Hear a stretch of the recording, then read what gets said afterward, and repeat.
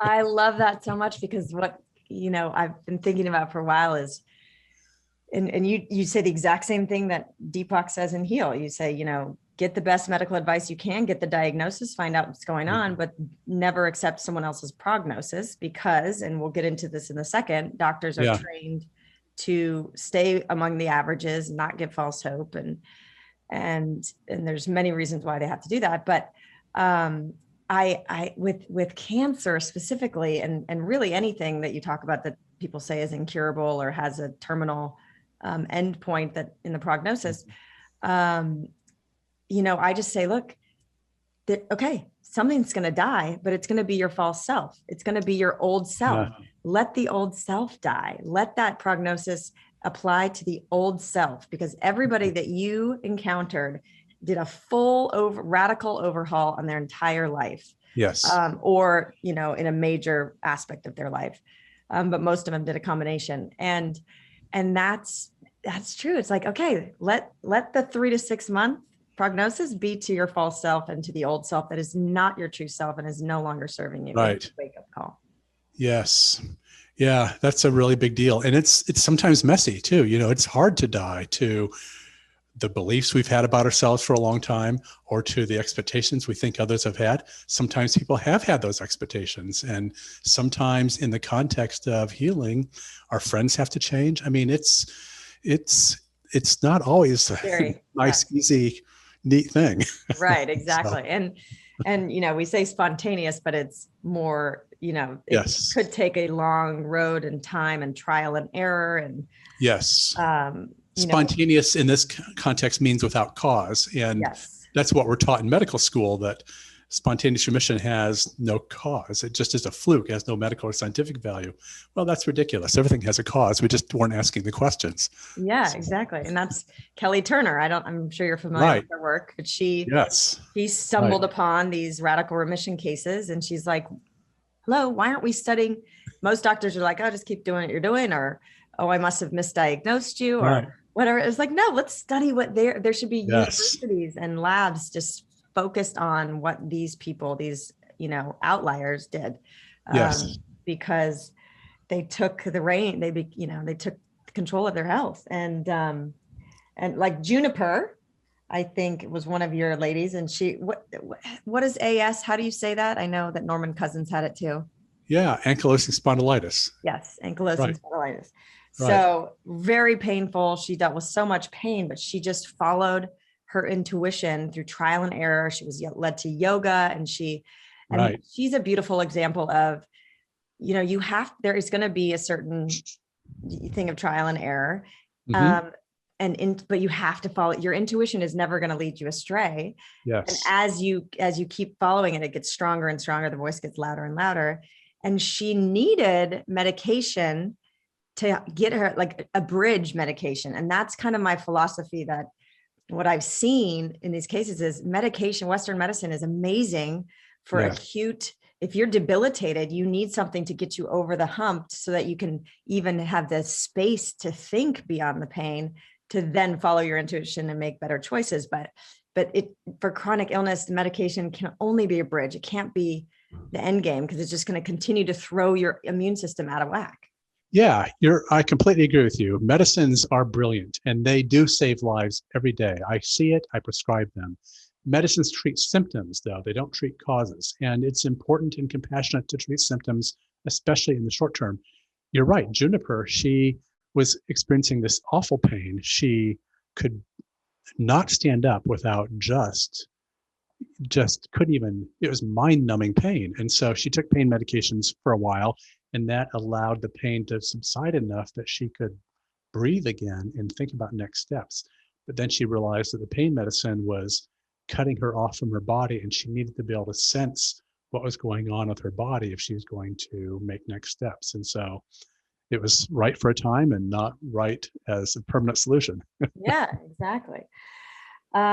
So let's talk a little bit about, I would love to pick your brain. And I think it's so helpful for people that are on a healing journey or have a mystery illness, just to understand the nature of doctors' training in medical schools and how we're at a very obvious point in history where medical education needs to evolve. Yes.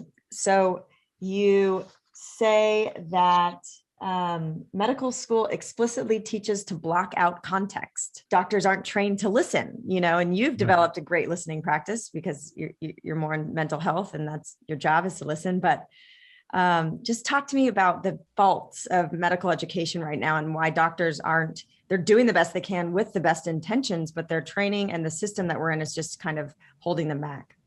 I think it is, because I think a lot of people go into med school with really wanting to help people. And medical school is a very powerful paradigm, and it does help people, but it doesn't capture the whole story. So, for example, because we are just at the end of this era of disease and medications, what med students are taught to do, and what we do as doctors, is we go in to talk to a person and we purposefully exclude the story, the context of what the person brings, because we want to penetrate through to the underlying signs and symptoms of illness and make sure we get the right diagnosis. And so that's where the focus is. But the problem is the story that brings the person into the hospital or into the clinic is massively important for why they have this illness in the first place. And so just getting the story and understanding what this is really about and what's really going on in their lives, it changes the whole way that you understand the diagnosis. And I can't tell you how many times I have seen the way we treat a person differently once you get the story. And so it's not just about the diagnosis, it's about getting the story, and it changes everything about how you see the diagnosis once you understand what this OCD or depression or anxiety or heart disease or autoimmune illness really is about in their lives. It just changes everything. And it creates all these opportunities for then intervening and healing the whole illness in the first place. And specialized medicine, you in medical school, you have to kind of pick your specialization, right? So, yes. Most people are trained in only kind of one organ system or one aspect, and they're not, the story is so important, but also how everything's relating. We just need a whole new upgraded kind of medicine that treats you as a whole person. And that's just not possible with the health insurance and the way it's set up these days. Yeah, there's all these factors that keep doctors from being free to have a more holistic approach. It's the regulatory bodies, it's the insurance companies, what they will reimburse, it's the licensing organizations. There's all of these things, plus the malpractice fears. Mm-hmm. If you step out of line from what the rest of the doctors are doing, I mean, there's lots of things that keep medicine from becoming holistic or democratized. So fortunately, there's a lot of pressures, including the pandemic, that are pressing in on that to help open us up as a profession. But you're also right about the body parts. We specialize in body parts. So even though 30 years of microbiome research and 30 years of research deep into chronic inflammation is showing that a person doesn't have a heart disease or diabetes or autoimmune illness or cancer, it's the deeper cause is the chronic inflammation. As doctors, we still don't ask about chronic inflammation and help a person reverse that because we're still thinking in terms of our body part that we're specialized in. So all of these things just need a massive overhaul. I know. I don't know how we're turning this tanker around, but you do talk about it at the end of the book, which we'll get to.